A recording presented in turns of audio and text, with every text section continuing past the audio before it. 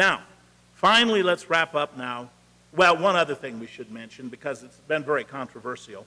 Within the Eucharistic prayers, the consecration of the chalice, there's been one thing that's generated a lot of ink and a lot of fire and thunder. And as you know, now what is said is when I consecrate the chalice, I say, this is the cup of my blood, which is given for you and, poured out for you and for all for the forgiveness of sins. And the New Translation will be, for you and for the many. Now, for some, that seems like a limitation. Now, if you heard my homily on Holy Thursday, when I talked about that, you have to remember that in the world, there's people that Jesus was speaking to on the first part we want to look at here, is that they were used to being cut out, excluded. For example, if you weren't a Roman citizen, you didn't matter.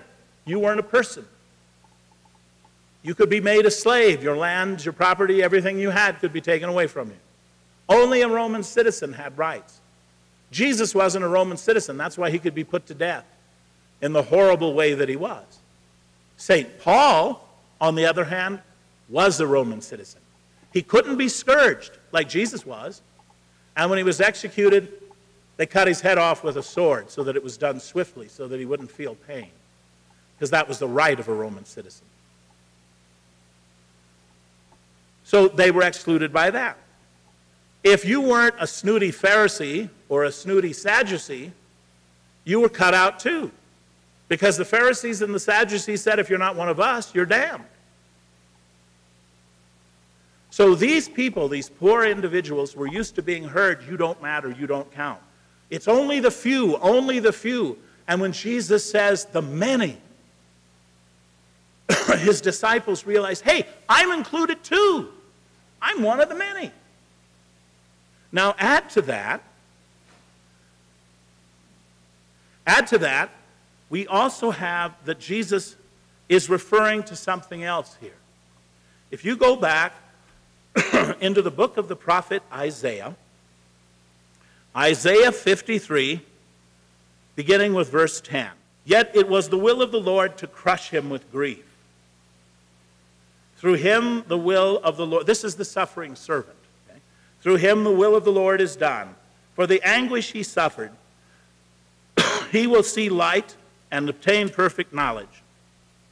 My just servant will justify the many nations. He will bear and take away their sins. Therefore I will give him his portion among the great, and he will divide the spoils with the strong. For he has surrendered himself to death, and was even counted among the wicked, bearing the sins of the many nations and interceding for sinners. Multitude of the nations, the many nations that Isaiah is talking about here, this is what Jesus is identifying with when he says, for the many. He's saying, I'm not just dying for Israel. I'm dying for the many nations, for the world. I am the suffering servant that Isaiah talked about. And so it's not limiting.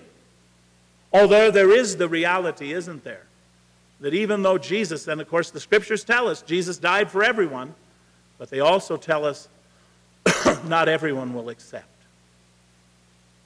But this is not to limit. This is to say that Jesus is the true suffering servant who came to die for the multitude, for the many nations of the earth.